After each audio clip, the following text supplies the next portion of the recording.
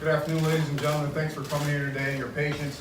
I'm just going to start out really briefly. You all recognize me as the sheriff from Broward County. Today is kind of a collaborative effort to bring forth some new efforts that can be taking place both at the state level and trickling down throughout the county here in Broward. Really quick, over the last 30 days or so, you probably had an opportunity to see me take some actions within the county related to organizing and getting our organization and the sheriff's office up to speed and back up to its tasks and responsibilities. One of the things you probably learned from seeing some of the decision making at the top that I've been able to produce is the concept of accountability and putting the right people in place that are going to ensure that our community is safe by way of providing strong leadership.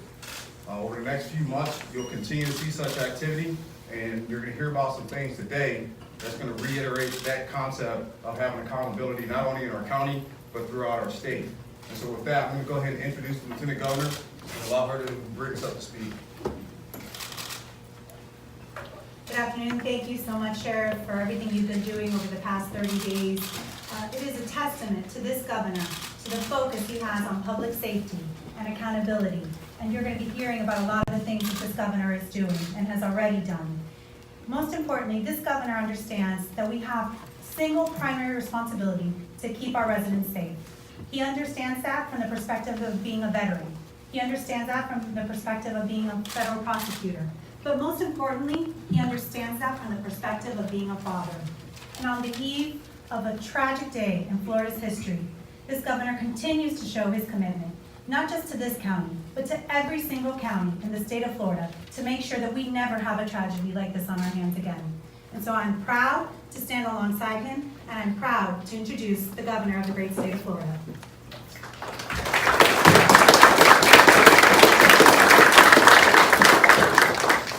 Well, thank you, Jeanette, and tomorrow will mark the one-year anniversary of one of the worst days that we've had in the history of Florida, the massacre of Marjory Stoneman Douglas High School in Parkland, Florida. Many of the families affected by that, of course, are here today. I think one of the things that came out of that was really an unprecedented effort by folks who had had their lives shattered to take action so that this would not happen in the future. And I'm proud to say today that earlier today I issued an executive order implementing a number of the recommendations that I have the authority to implement through executive action of the Marjory Stoneman Douglas Commission. Some of these should have been done earlier, and so we're making sure our Department of Education and relevant agencies are moving full steam ahead on that. And that's really a testament to some of the folks standing behind me who worked very, very hard on that. And so I think that executive order will make a difference. The second thing I announced today is if you look at how law enforcement typically handles criminal activity, most investigations tend to be more reactive. Someone does something, you then investigate, try to hold them accountable. There are certain areas where the default posture is being proactive. In Florida, with the Florida Department of Law Enforcement, they take a proactive posture to protect the governor, me and my wife, from any threats. The U.S. Secret Service takes a proactive posture against threats to high public officials at the federal level, including the President of the United States. FDLE has started to move forward on a threat assessment model for mass violence. And I think that when you see some of the things that have happened, not just in Marjory Stoneman Douglas, but to other parts of our state and country, a lot of times people who are committing mass violence, it's not a secret that this is something that could happen. And so if you're proactive, if you're approaching it almost like an intelligence operation, you have an opportunity to have an intervention before this happens. And so I've told FDLE, beef up these efforts. We're going to have to train more people to think this way. And obviously there's going to be a huge requirement that local folks do it, but at the state level, we need to be proactive. And so we're going to move forward on that. It will take some time to get that to where we need to do, but my hope would be that Florida would really be a leader in a proactive posture when it comes to really discrete type of horrific crimes, these mass killings, to get ahead of it. The guy from SunTrust in Sebring just recently was texting his ex-girlfriend saying he was going to kill innocent people. And if you go to Indiana, and we're still investigating some of that, there were all kind of warning signs in Indiana throughout his entire life. So let's heed these warning signs, and let's have apparatus in place that can take action. Now today, my final announcement, we were here in Broward about a month ago with many of the families to try to bring accountability to the sheriff's office. I think that we have done that. I think the sheriff's office is going in a much better direction, and I know many of the families are pleased at the progress that's been made. Many also have had grave concerns with the school board and the superintendent of the school district here. I've been asked to potentially suspend the superintendent, just as I did the sheriff. The problem is that I don't have the authority to do that for an official who is appointed. I also was asked, maybe you look into some of the school board members who are supporting kind of the old regime and have been resistant to change. And I looked at that, and yes, they are elected, but it's not clear to me that having policy disputes would be a reason to exercise that power. And I'm also mindful of the fact that there was just an election just last year where many of these issues were the foremost issues in the campaign, and the voters of this county chose to return some of their school board members or elect some with that posture. So I was not convinced that I had the authority, given the facts, to suspend, but I also was mindful of the fact, having just had an election when these were all very live issues, may not be an appropriate use. So what we are doing today is announcing that and I think at the end of the day, I want accountability looking backwards, but I also want to protect Floridians moving forward. And so the best tool that we have to bring accountability, but also move forward in a better way, is a petition that I filed today with the Florida Supreme Court for a statewide grand jury to look into not only the Marjorie Stoneman Douglas incident, but how this school district here and other school districts have handled money for security, have handled all of these issues that impact the safety of our schools. It's not limited to Broward County, it is multi-jurisdictional, but I think it's something that is warranted. I think it's something that may lead to potential accountability measures by a grand jury, but it could also lead to, and I think it will, lead to recommendations about what some of the various school districts could do better.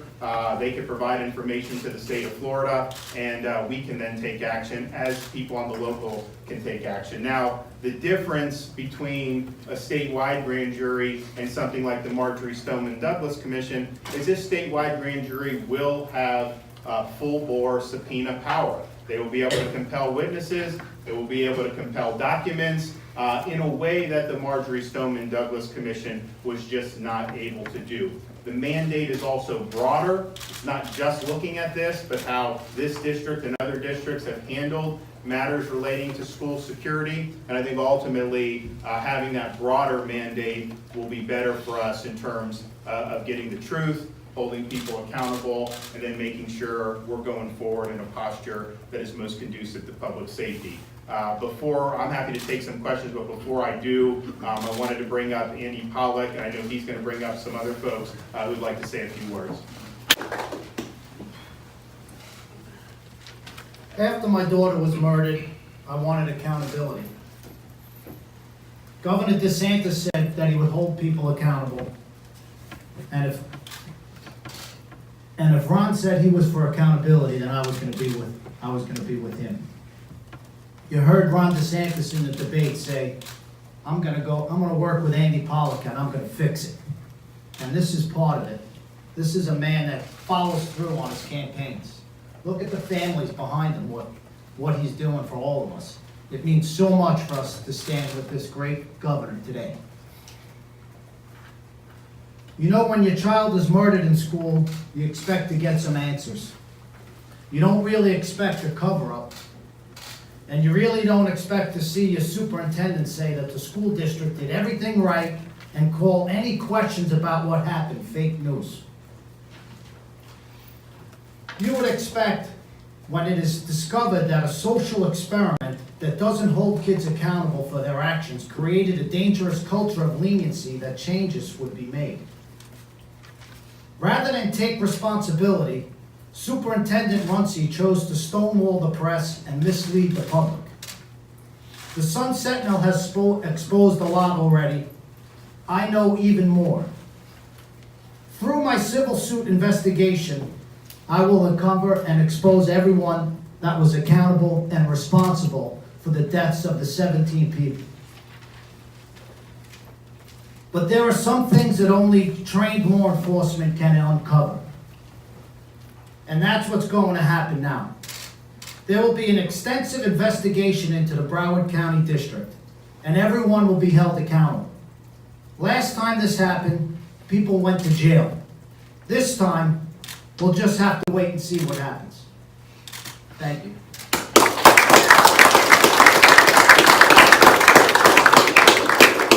Good afternoon, I'm Ashley Lee, the state's Attorney General.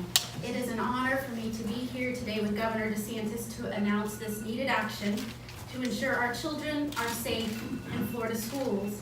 I, along with every parent of school-aged children in the state, expect that when we drop our children off at school in the morning, we will be able to pick them up in the afternoon. The reality is that 17 families in Parkland had that expectation nearly a year ago and were never able to see their children again. It is necessary that we learn from the failures of that tragic day and continue to work diligently to ensure it never happens again.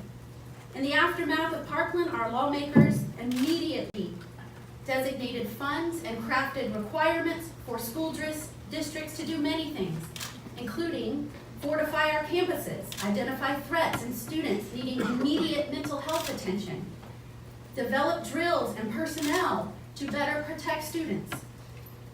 Shockingly, sadly, despite these laws, many that are in charge ensuring these steps are taken may have failed to act.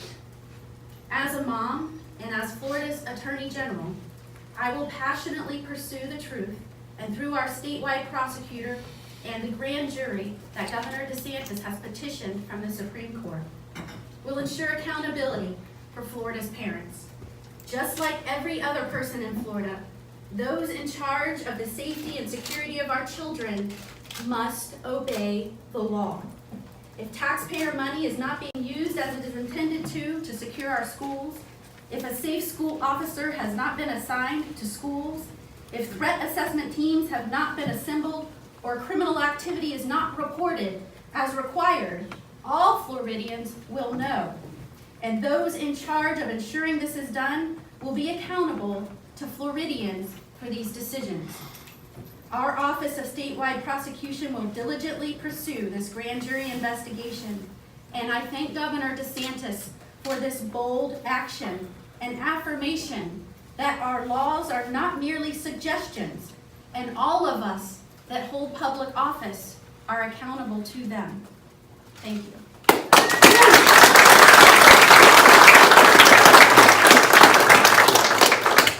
Happy to take any questions if anyone has any. for us. Governor, yesterday, several school board members were convinced that you were going to remove them today. If they're feeling any relieved today, do you have a message for them? And have you talked to any of them?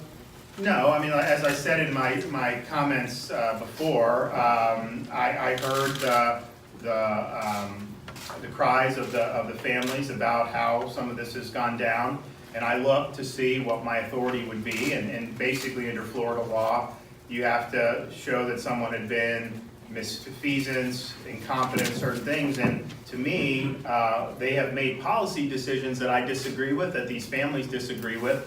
I don't think that they've necessarily conducted themselves in an open and transparent way, but I had a question about whether my authority would reach that. And then I also just, the fact that we ran these elections just last, I guess what, August of last year? And all these issues were front and center in that, and the voters here made their decision knowing that. Had this all happened after the election, then you could look at it maybe a little bit differently, but I think those two factors just convinced me that would not have been an appropriate use of my authority. Now, having said that, I think when you have a statewide grand jury, that is something that is real. I mean, that has a lot of teeth. It's a little bit different than kind of a grand jury down the street, just in the sense of normally a prosecutor would bring John Doe we think may have committed a robbery, indict or not indict. This is looking at a whole host of issues. I think they're going to have a very broad mandate, and I think they're going to have the power, subpoena and otherwise, to be able to get to the facts and get the truth and either hold people accountable, recommend changes, and again, not just in Broward. I mean, I think there's other districts where there have been problems, and this, as a multi-jurisdictional grand jury, will have the ability to look there as well. So I don't know, relieve or not relieve. I guess it depends on what you think. But I think that this is something that is very serious, and I think that it's something that we're gonna look at and evaluate who they're holding accountable. Then obviously, whatever recommendations they have for us, we're gonna heed that. We're gonna heed that. Hey, Governor, will there be a larger focus on Broward than other school districts? That's not up to me in terms of how much Broward versus others. That's going to be how the statewide prosecutor's going to have to approach that. In our petition, we did ask that the grand jury be based in Broward because we know there's a lot of issues with Broward. But when these things happen, you have different facts come out about different things. And I know that we've had reports from different districts where people are concerned. So they're going to be able to do it, but we know that there's going to be a lot of stuff in Broward for sure. Whether that is the most, I think that only time will tell. So, Governor, do you think the commission didn't do enough? I mean, are you going to get bogged down? Well, if you in, look at, they had a more after limited mandate to focus on this particular mass shooting. They didn't, for example, get into the use of the bond that had all the money for security, and then that was never used for the intended purpose. There's a whole host of other issues that were just simply outside the scope. Also, the commission didn't really, either they didn't really have it or didn't use it. You didn't have subpoenas flying. I mean, it was not the same thing. And so I think that this complements it. I think the commission did a good job with what they had. But I think this is going to have a much broader reach in terms of looking at how this and other school districts have been operating with respect to and actually did a good job of laying out some of the concerns that they're going to look into.